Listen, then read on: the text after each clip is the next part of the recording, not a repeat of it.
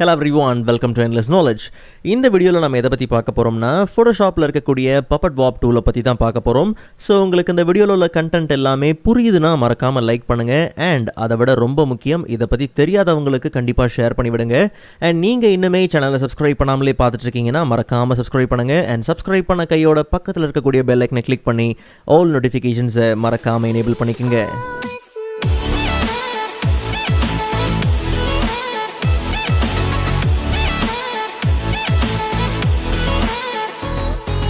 Alright, so first of all நமக்கு இந்த சப்ஜெக்டையும் பேக்ரவுண்டையும் தனித்தனியாக பிரிச்சாகணும். அதுக்கு முன்னாடி நமக்கு தேவையான ஏரியாவை மட்டும் க்ராப் பண்ணி எடுத்துக்கலாம். So C for crop tool.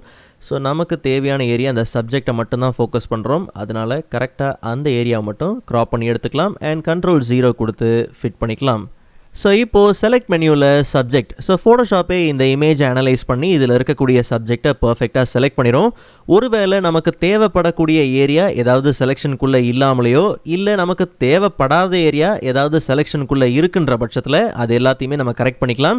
So அதுக்கு நம்ம குயிக் செலெக்ஷன் டூல் எடுத்துக்கலாம். So W for quick selection tool and Ctrl+ கொடுத்து நல்லாவே ஜூம் பண்ணிக்கலாம்.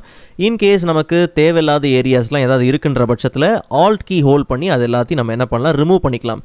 ஒருவேளை தேவைப்படக்கூடிய ஏரியா உங்களுக்கு செலெக்ஷனில் இல்லைங்கிற பட்சத்தில் நார்மலாகவே நீங்கள் என்ன பண்ணுங்கள், அது எல்லாத்தையுமே நீங்கள் செலெக்ஷனுக்குள்ளே கொண்டு வந்துடலாம்.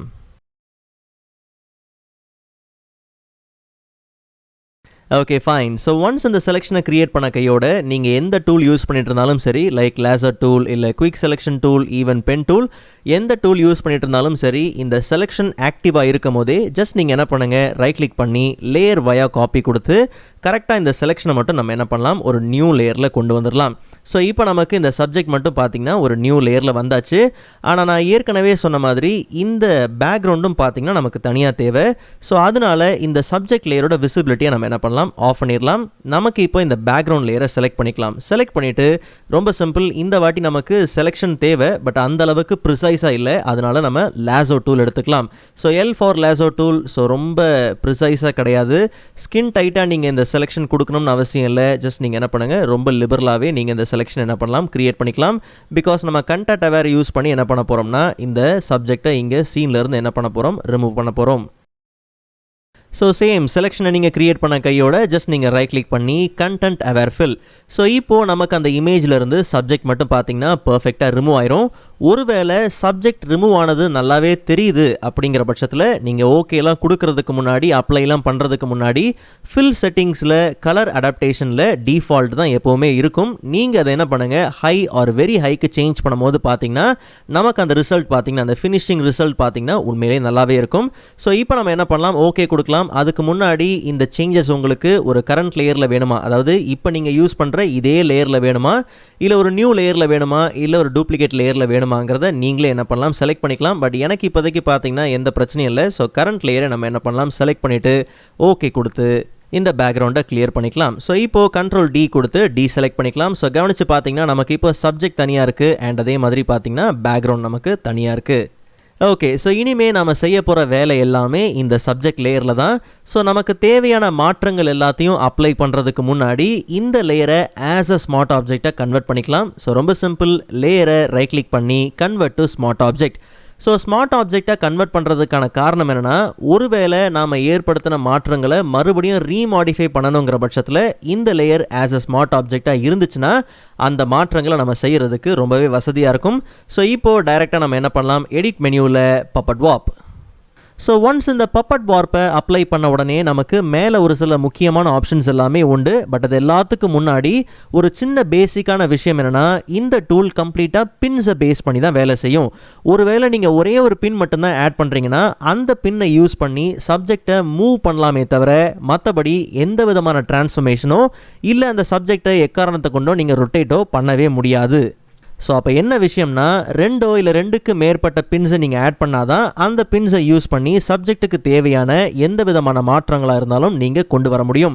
ஒருவேளை உங்களுக்கு இந்த பின்ஸ் வேண்டாங்கிற பட்சத்தில் அந்த பின்னை நீங்கள் செலக்ட் பண்ணிவிட்டு ஜஸ்ட் நீங்கள் ஆல் கீ ஹோல்ட் பண்ணி கிளிக் பண்ணாலே போதும், அந்த பின்னை தாராளமாக நீங்கள் ரிமூவ் பண்ணிடலாம்.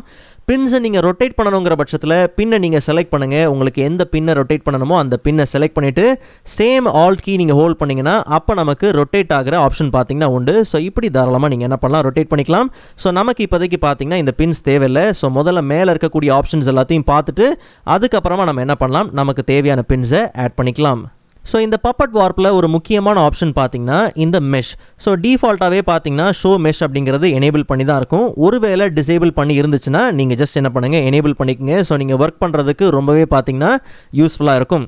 ஸோ என்ன விஷயம்னா, உங்கள் சப்ஜெக்டில் ரொம்ப நுணுக்கமான மாற்றங்கள்லாம் நீங்கள் ஏற்படுத்த விரும்புகிறீங்க அப்படிங்கிற பட்சத்தில் உங்கள் மெஷ்ஷோட டென்சிட்டியை தாராளமாக நீங்கள் என்ன பண்ணலாம், மோர் பாயிண்ட்ஸுக்கு யூஸ் பண்ணிக்கலாம். ஏன்னா டிஃபால்ட்டாக பார்த்தீங்கன்னா அது நார்மலில் தான் உண்டு.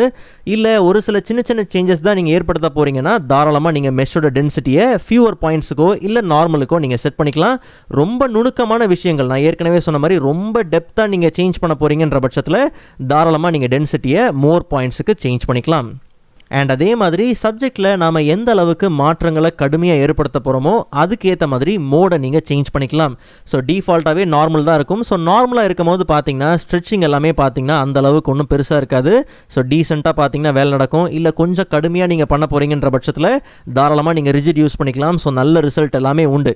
பட் என்ன விஷயம்னா, கொஞ்சம் நீங்கள் சப்ஜெக்டில் ஒரு சில டிஸ்டார்ஷன்லாம் காமிக்கணும், கொஞ்சம் சப்ஜெக்ட் உங்களுக்கு பக்கத்தில் இருக்கிற மாதிரி சீனில் கொஞ்சம் முன்னாடியோ இல்லை ஜூம் இன் பண்ணியோ ஜூம் அவுட் பண்ணியோ சப்ஜெக்டை மட்டும் நீங்கள் ஃபோக்கஸ் பண்ணுறீங்கன்ற பட்சத்தில் தாராளமாக நீங்கள் டிஸ்டார்ட் யூஸ் பண்ணலாம். ஸோ இப்போ இந்த சேஞ்சஸ்லேயே பார்த்தீங்கன்னா நல்லா தெரியும். ஸோ நீங்கள் ஃப்ரண்ட் அண்ட் பேக்வர்ட் நீங்கள் தள்ளும் போதெல்லாம் பார்த்தீங்கன்னா அந்த டிஸ்டார்ஷன் லெவல் நல்லாவே தெரியும்.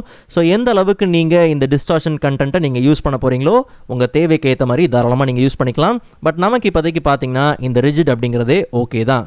அண்ட் ஃபைனலாக பார்த்தீங்கன்னா மெஷ்ஷோட எக்ஸ்பேன்ஷன். ஸோ மேலே கவனித்து பார்த்தீங்கன்னா நமக்கு மெஷ்ஷோட எக்ஸ்பேன்ஷன் இருக்கு இல்லையா.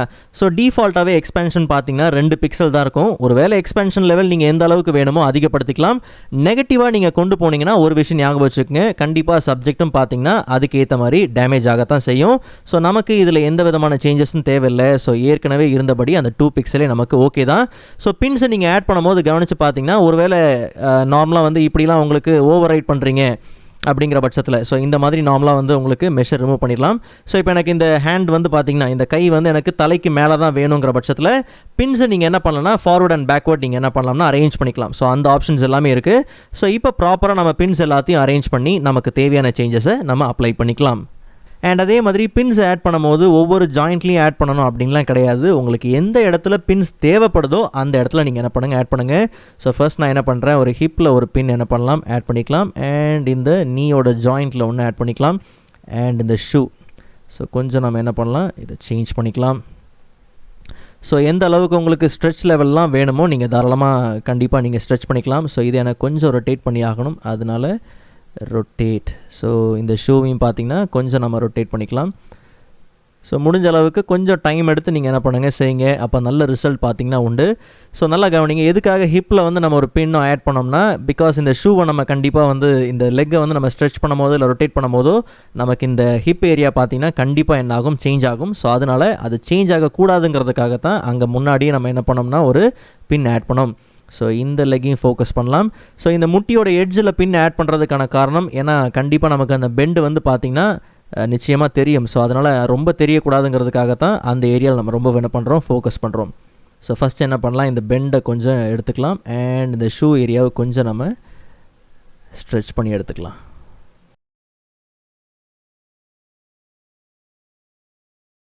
Okay fine. ஸோ நான் ரொம்ப லிபரலாக தான் பார்த்தீங்கன்னா ஒரு சில சின்ன சின்ன சேஞ்சஸ் என்ன பண்ணியிருக்கிறேன்னா அப்ளை பண்ணியிருக்கிறேன். நீங்கள் டைம் எடுத்து இன்னுமே பார்த்தீங்கன்னா உங்கள் டேஸ்ட் அண்ட் ஃப்ளேவருக்கு ஏற்ற மாதிரி நிறைய விஷயங்களை சேஞ்ச் பண்ண முடியும். ஸோ ஒன்ஸ் எல்லாம் உங்களுக்கு ஓகே அப்படிங்கிற பட்சத்தில் நார்மலாக நீங்கள் என்ன பண்ணுங்கள், என்டர் கொடுத்துக்குங்க. அண்ட் அதே மாதிரி இந்த லேயர் பார்த்தீங்கன்னா இந்த subject layer as a smart ஆப்ஜெக்டாக நம்ம கன்வெர்ட் பண்ணதுனால இன்கேஸ் உங்களுக்கு இந்த பப்பட் வார்ப்பை வந்து நீங்கள் எடிட் பண்ணணும், ரீமாடிஃபை பண்ணணுங்கிற பட்சத்தில் மறுபடியும் அந்த பப்பட் வார்ப்பை நீங்கள் என்ன பண்ணலாம், டபுள் கிளிக் பண்ணி நீங்கள் ரீமாடிஃபை பண்ணனாலும் தாராளமாக நீங்கள் ரீமாடிஃபை பண்ணி இன்கேஸ் உங்களுக்கு பின்ஸ் ஏதாவது புதுசாக ஆட் பண்ணணும் இல்லை ஏதாவது பின்ஸ் நீங்கள் டெலீட் பண்ணணும் அப்படிங்கிற பட்சத்தில் தாராளமாக நீங்கள் என்ன பண்ணலாம், அதை அப்ளை பண்ணிக்கலாம். ஸோ இப்போ நம்ம இந்த பிஃபோர் அண்ட் ஆஃப்டர் பார்க்கலாம். ஸோ அப்போ நமக்கு அந்த சேஞ்சஸ் பார்த்தீங்கன்னா நல்லாவே தெரியும். ஓகே, ஸோ ப்ரீவியஸ் ஃபோட்டோஷாப் வீடியோஸோட லிங்க் நான் டிஸ்கிரிப்ஷனில் கொடுத்துருக்கிறேன், மறக்காம நீங்கள் செக் பண்ணி பாருங்கள். அண்ட் நெக்ஸ்ட் வீடியோவில் இதை விட இன்ட்ரெஸ்டிங்கான டாப்பிக்கை பார்க்கலாம். அதுவரை காத்திருங்கள்.